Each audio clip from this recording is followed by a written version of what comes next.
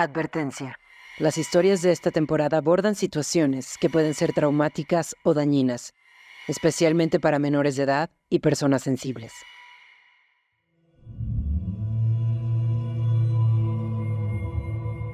Regresa la maldad, regresa la noche.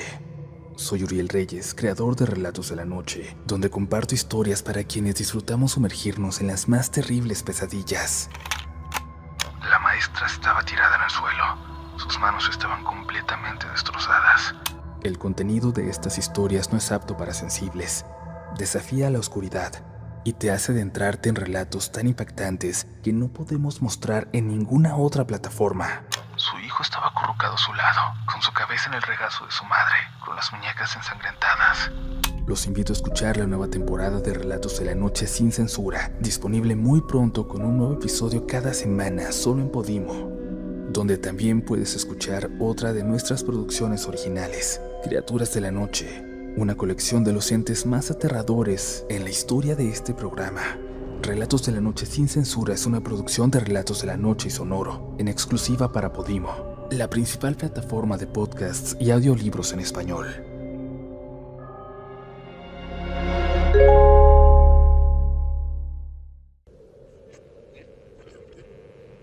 Cada vez que paso por una iglesia siento algo de malestar. Sé que lo que vi es completamente anormal, pero nada me parece más macabro, más maligno, que una secta que se esconde en la iglesia, entre sus fieles.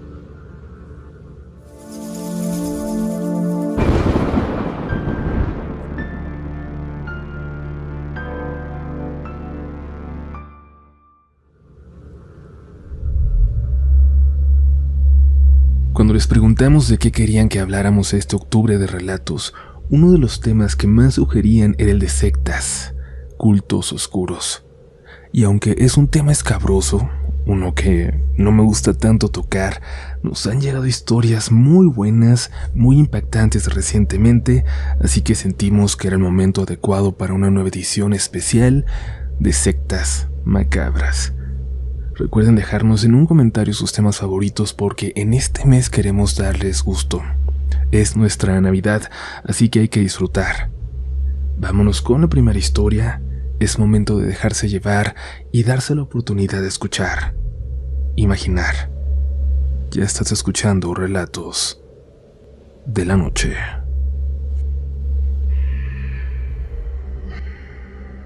Hola comunidad, me llamo Rodrigo. Soy arquitecto y quiero contarles algo que me pasó hace 8 años, cuando recién empezaba a trabajar. No estoy seguro de cómo explicarlo sin que suene como una exageración o como si hubiera perdido la cabeza, pero juro que lo que viví fue real. En ese tiempo mi tío, que lleva años dedicándose a la restauración de templos y edificios antiguos, me invitó a acompañarlo a un proyecto en un pueblo de la Sierra Norte de Puebla. Se trataba de reparar el techo y parte de las bóvedas de una iglesia llamada San Bartolomé de las Cumbres. Era un pueblito muy viejo, hermoso, pero completamente aislado. Para llegar había que tomar una brecha de tierra que se volvía peligrosa en cuanto caía la tarde. No había señal de celular, ni tiendas, ni nada alrededor, solo el bosque y las montañas. El sacerdote que nos recibió era un hombre mayor, de voz amable pero con una forma de hablar que imponía, como un padre de las películas. Desde el primer día nos pidió algo extraño, que por ningún motivo trabajáramos después del atardecer. La iglesia necesita su descanso, nos dijo, con una sonrisa que a mí no me pareció nada tranquila. No hay que perturbar su paz cuando cae la noche. Nadie le contestó nada, pero todos sentimos que había algo raro en esa advertencia. Durante los primeros días trabajamos sin problema, aunque las cosas avanzaban muy despacio. Mi tío estaba preocupado por los tiempos y yo también, y quería demostrarle que podía ser responsable, que podía confiar en mí para más proyectos. Al tercer día, como a las 9 de la noche, estaba en el cuartito de madera, de piso de tierra donde me estaba quedando esos días, cerca del pueblo. Estaba revisando los planos.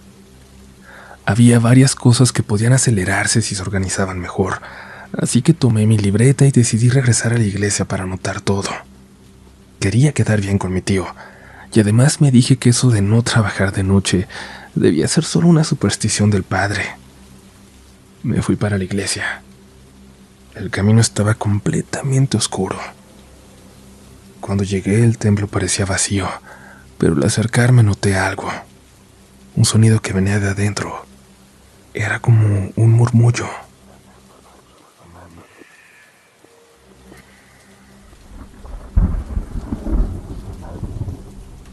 Pensé que algunos de los albañiles también habían regresado a adelantar trabajo, pero cuando me asomé por la puerta lateral no había nadie. Solo una luz tenue que se filtraba por debajo del altar. Me dio curiosidad.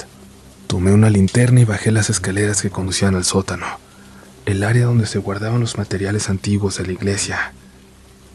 No nos dejaban pasar porque ahí tenían todo: las hostias, el vino de consagrar, todo lo que no podía estar arriba durante la remodelación.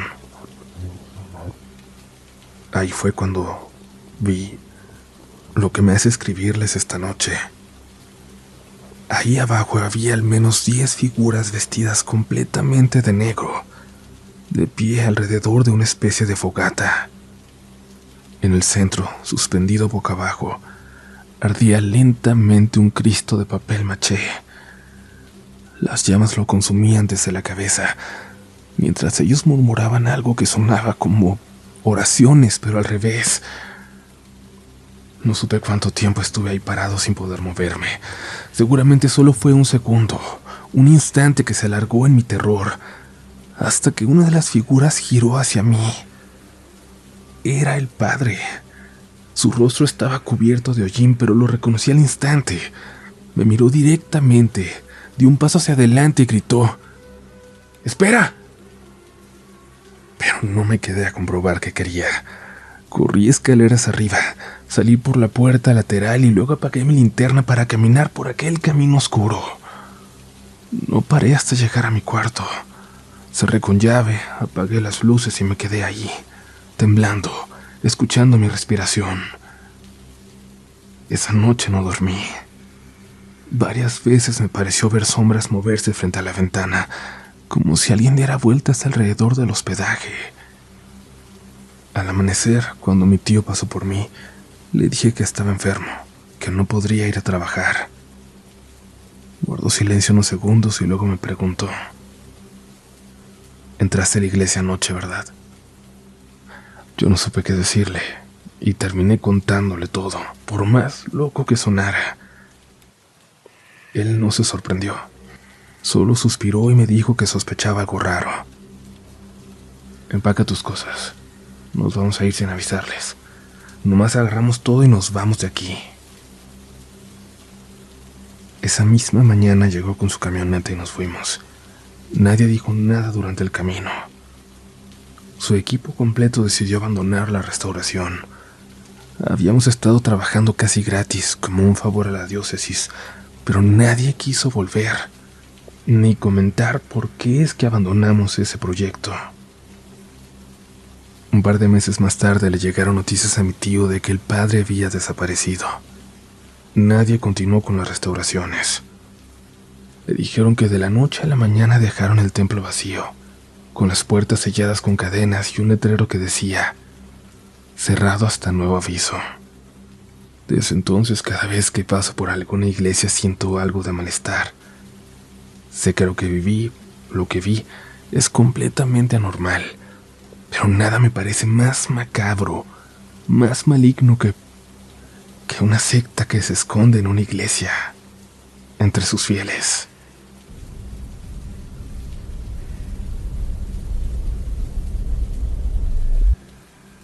Hola, Uriel. Tu video de los 2 millones de suscriptores me hizo animarme a contar algo que precisamente me sucedió en Querétaro. Espero lo puedas leer.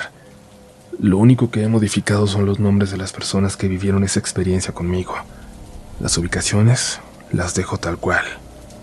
Nada de lo que voy a contar está modificado o alterado para hacer esta historia más atractiva.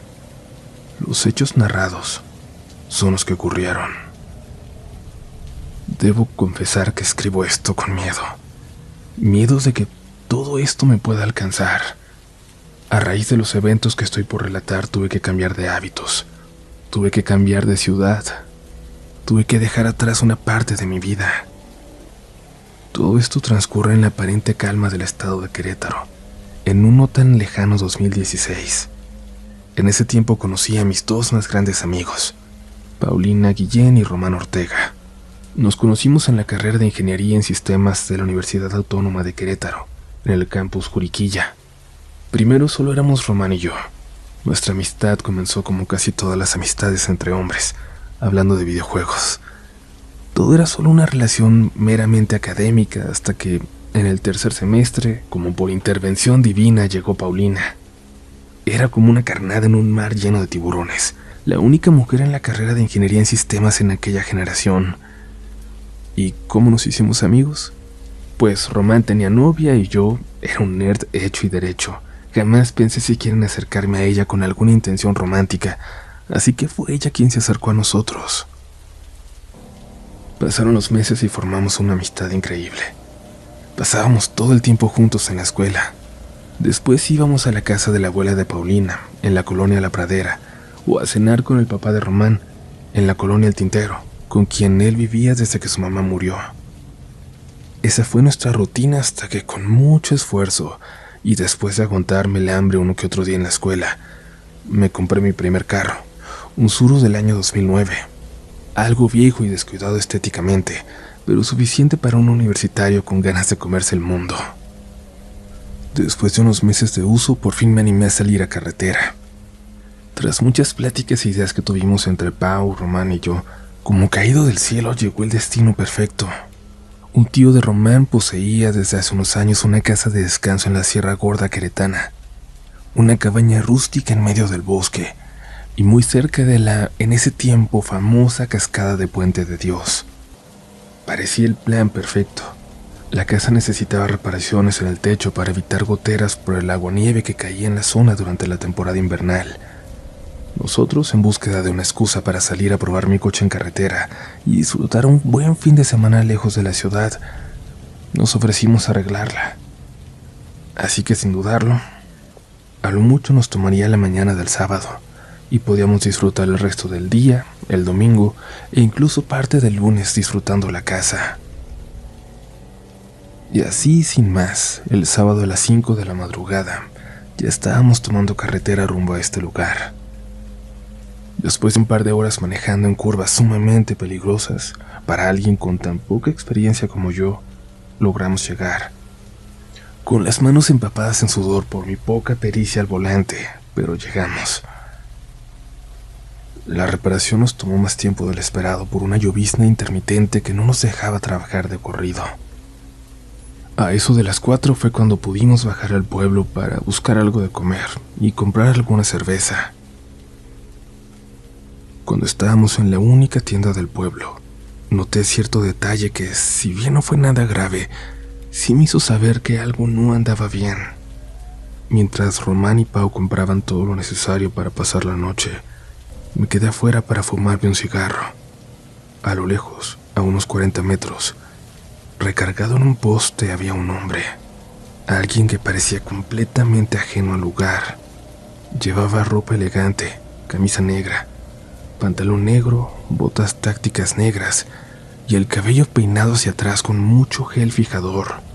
Su piel era blanca, no güera ni clara, blanca como una hoja de papel.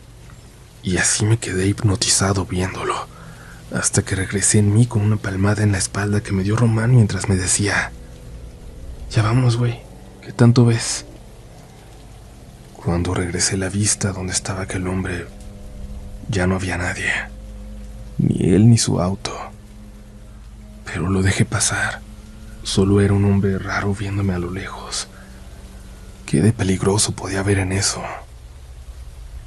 Regresamos a la casa, pusimos música, y justo cuando estábamos a punto de abrir la primera cerveza, escuchamos una serie de golpecitos en el techo.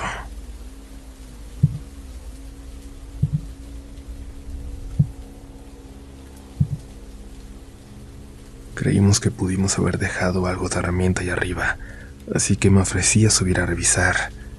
Pero cuando me disponía a salir, el mismo patrón de golpecitos sonó ahora desde algún mueble de la cocina, desde ahí adentro.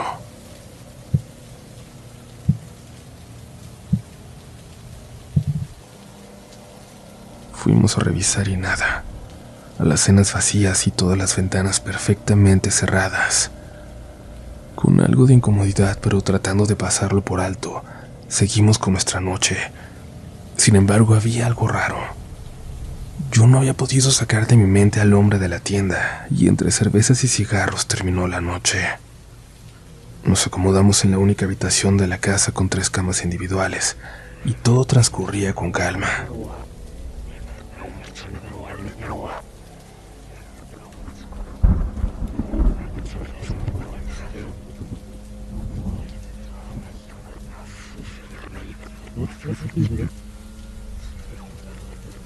Ya estábamos quedándonos dormidos cuando escuché que alguien susurraba fuera de la casa. Eran susurros lo suficientemente altos para poder escucharlos sin mucho esfuerzo, pero lo bastante bajos como para no poder saber a detalle qué decían. Me levanté con cuidado. Caminé hacia la ventana intentando asomarme sin que aquello que se encontraba afuera me notara. Cuando llegué, vi una decena de siluetas blancas a unos 10 metros de la casa, entre el bosque, platicando. Me tomó unos segundos darme cuenta, pero eran esas siluetas las que estaban susurrando.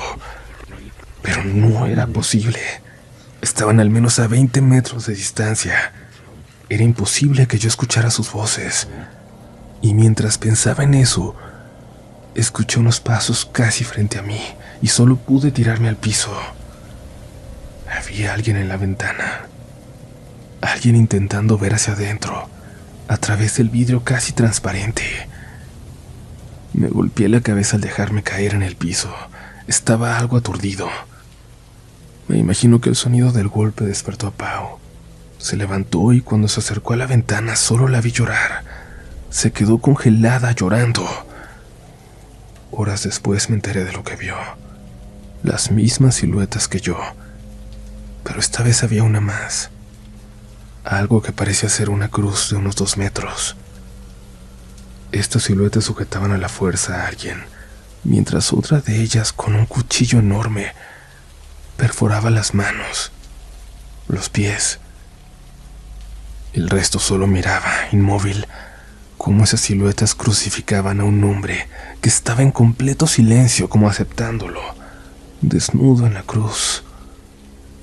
Me levanté poco a poco e intenté despertar a Román, pero parecía que había tomado algo que no lo dejaba reaccionar. Después de moverlo una y otra vez, por fin despertó. Nos pusimos lo primero que encontramos, tomamos nuestras cosas y salimos de ahí como rayos. Nunca había manejado en carretera de noche, y menos en esas condiciones, con tanta adrenalina. No sé qué tan rápido iba, pero en menos de 1 hora y media ya estábamos en casa de Pau. Entramos y nos sentamos en el sofá, en shock, intentando procesar lo sucedido.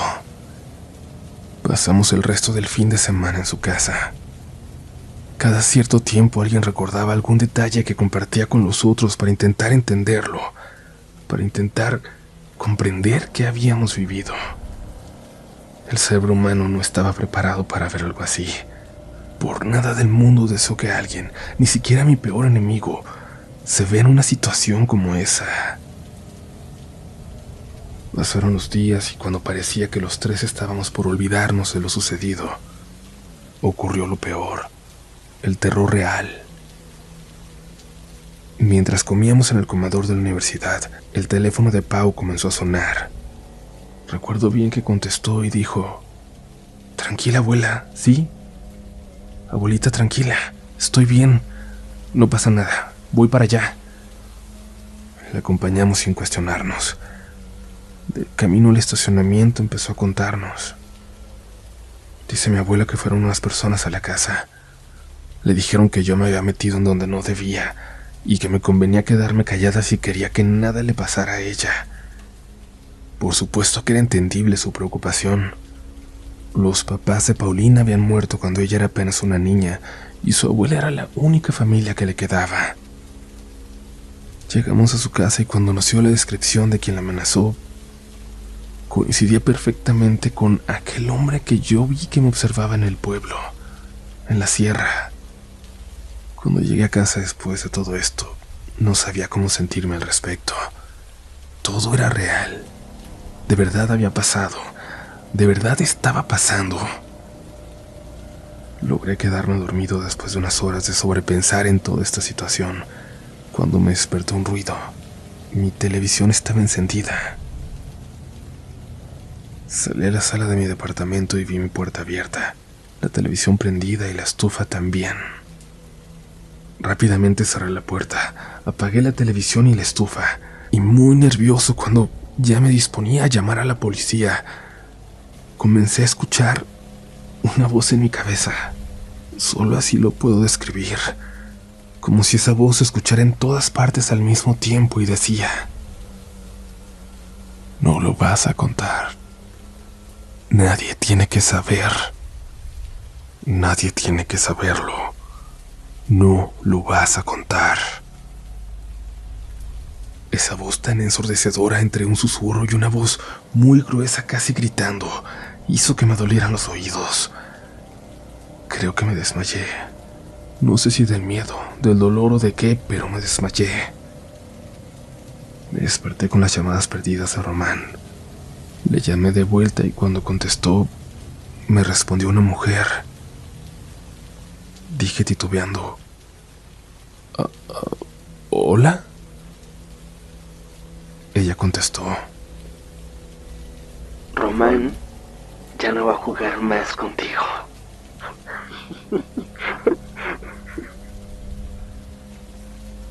Escuché cómo se tapaba la boca como para que no la escuchara reír. Colgué y salí como alma que lleva al diablo a casa de Román. Llegué, toqué su puerta y me abrió su papá con algo de desconfianza, pero me hizo pasar con prisa. Román estaba en la sala y en cuanto me vio, me dijo con los ojos llorosos: se metieron a mi casa, güey. Se llevaron mi teléfono y la foto del altar de mi mamá. ¿Qué diablos tiene que ver ella? Entonces su papá comenzó a relatar lo que sucedió esa noche en su casa. Llegué ya tarde de mi último viaje en mi taxi. Me estacioné como siempre frente a la casa y cuando me bajé del coche vi que la puerta del zaguán estaba abierta. Entré con un tubo en la mano y al pasar a la sala había una mujer.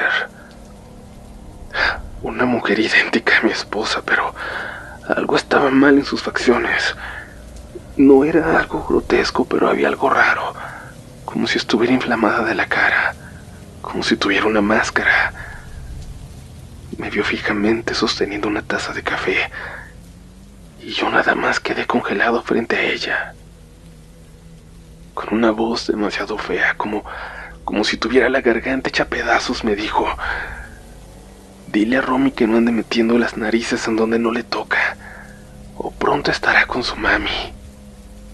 Miguel, la taza está ahora mismo en la cocina. Esto de verdad pasó, y necesito que me digan exactamente qué hicieron, y por qué estas personas los están buscando. Una hora más tarde llegó Pau. Ya estando los tres juntos, nos atrevimos a relatar lo que sucedió. Cuando terminamos, el papá de Román nos dijo que hablaría con el tío para preguntarle si sabía algo o tenía algún dato que pudiera ayudarnos. A fin de cuentas era su casa. Nos fuimos a la universidad con miedo. En el camino íbamos hablando sobre qué podríamos hacer al respecto. El ambiente se sentía tenso. Sentíamos que en los semáforos las personas nos observaban desde la banqueta, desde los otros coches, e incluso ya en la facultad percibíamos que algunos maestros nos veían con cierto coraje. Era raro. Era como si todo el mundo allá afuera supiera lo que nos estaba sucediendo, como si estuvieran en nuestra contra. Pasamos el día con relativa tranquilidad hasta que nos tocó separarnos para una clase que ni Román ni Paulina tomaban. Esta clase la tenía de 7 a 8 de la noche. Ese día al terminar me quedé un rato para completar un ejercicio que no había podido hacer durante la sesión. Y ahí de una forma muy extraña terminé quedándome dormido. Desperté desorientado cuando entró un guardia al salón, cuando me dijo que ya no había nadie en la universidad. Miré mi reloj.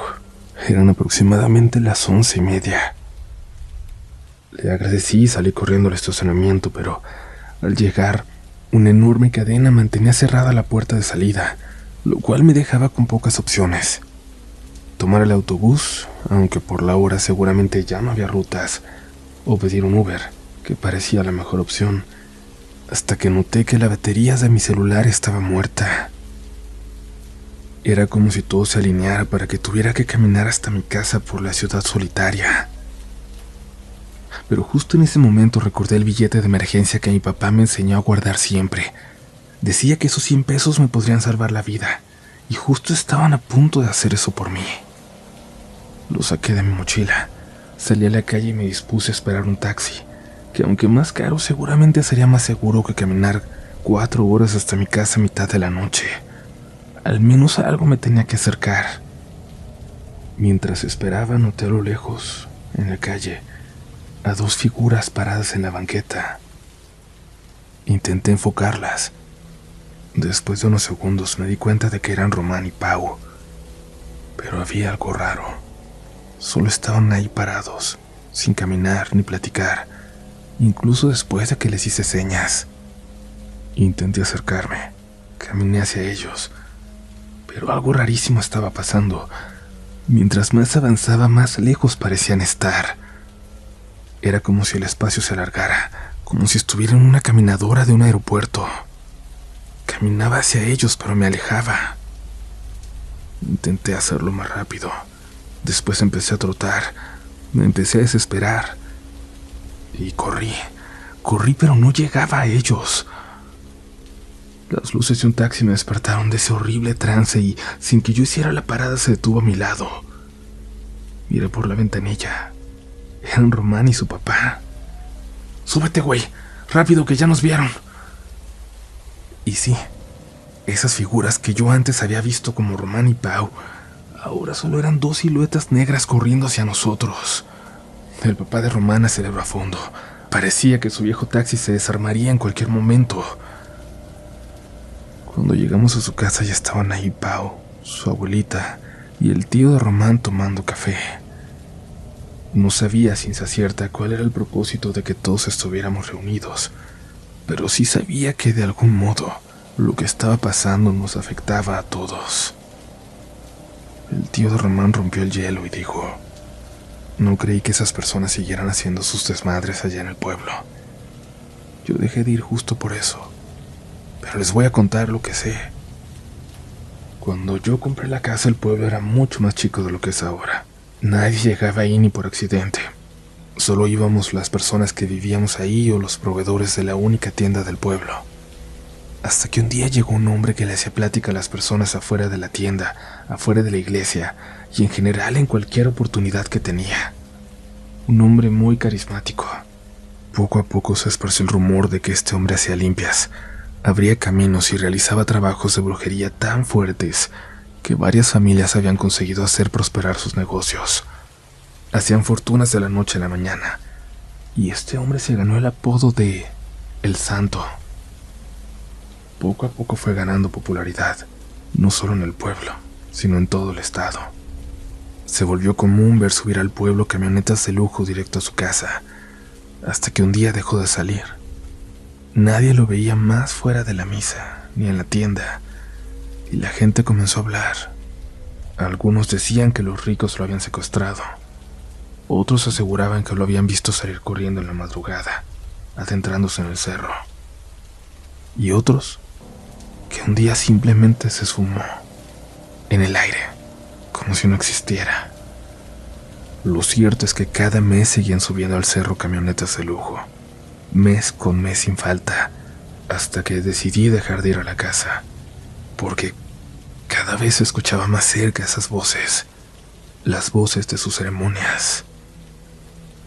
Creí que solo eran una bola de locos con mucho tiempo libre, con dinero de sobra para irse a parar al cerro a las 3 de la madrugada, pero ahora entiendo que son algo más. Todos nos quedamos congelados. Nadie sabía qué decir. Ese silencio se rompió con una voz de mujer, una voz que hablaba desde afuera, desde la ventana a mis espaldas, con el mismo efecto que la voz que escuché en mi departamento aquella noche. Nosotros sabemos más de ustedes que ustedes mismos. Sabemos hasta cuándo se van a morir. Pero si no se quedan callados, podemos adelantar esa fecha. Todos lo escuchamos. Esa voz rasposa de mujer con un tono burlón. La misma que me contestó el teléfono de Román. Él, el pobre, dice que era la voz de su mamá, pero su papá insiste en que no. Esa noche todo se fue al carajo.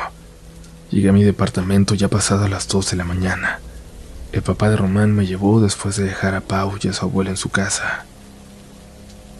Cuando entré todo estaba en orden, excepto una cosa. Cuando me acosté en mi cama, estaba ligeramente caliente, como cuando alguien se levanta y se queda a la temperatura en el colchón. Miré a todos lados con desconfianza. Todo estaba en perfecto orden, pero había algo en el ambiente que me dejaba intranquilo, y esa incomodidad aumentó cuando del baño salió rodando muy lentamente una pelota. Una pelota que yo reconocía bien. La misma pelota que me encantaba de niño.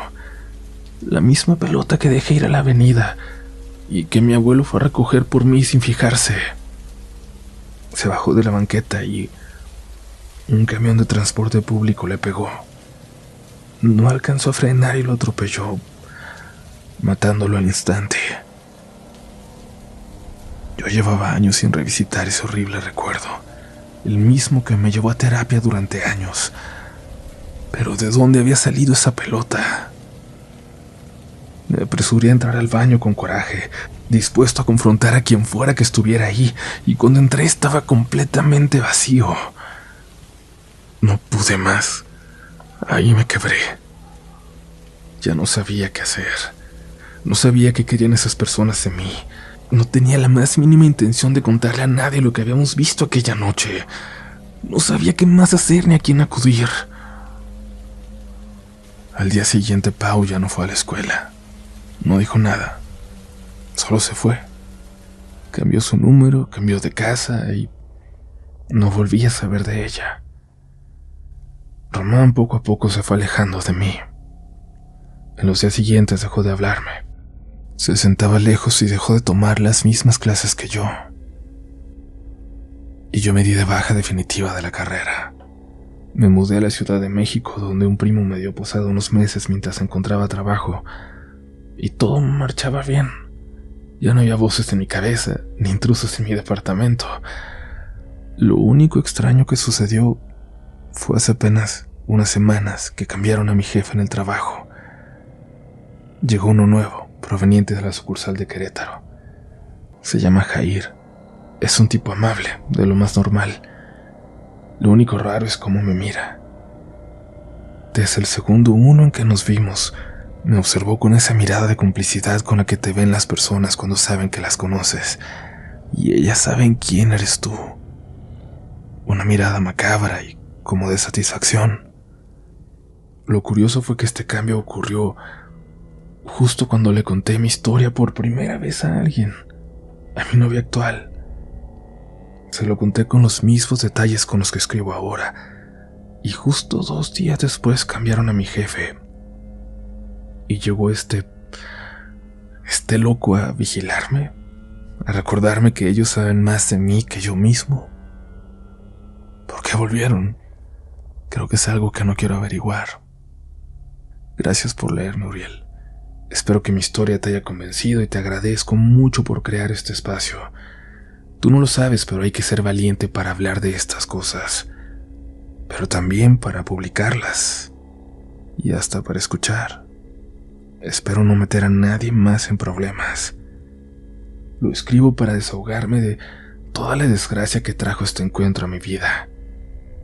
Sé que tal vez no te atrevas, pero me gustaría escucharla narrada por ti. Igual ya sí me siento más seguro, sabiendo que más personas saben de mí, de mi historia.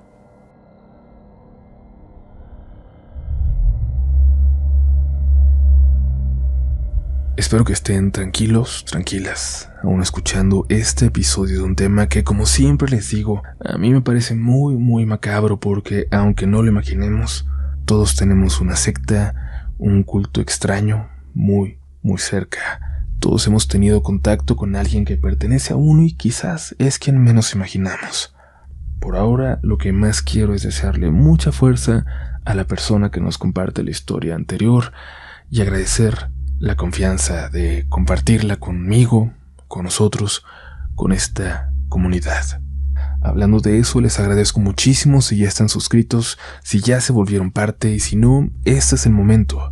Únanse a la mejor comunidad de todo Internet. Vayan a unirse también al grupo de Facebook, donde en serio tenemos una convivencia muy noble. Tenemos a mucha gente que comparte sus historias con toda confianza, que nos insulta, que realmente tiene un espíritu de camaradería. En la descripción de este episodio les voy a dejar todos los enlaces necesarios para que nos sigan en todas partes, para que nos compartan cómo escuchan Relatos de la Noche y ojo que en los siguientes episodios vamos a estar sorteando más libros que nunca. Así que pendientes y no dejen de comentar en todos los episodios. Por ahora vamos con una historia más, que aún quedan relatos esta noche.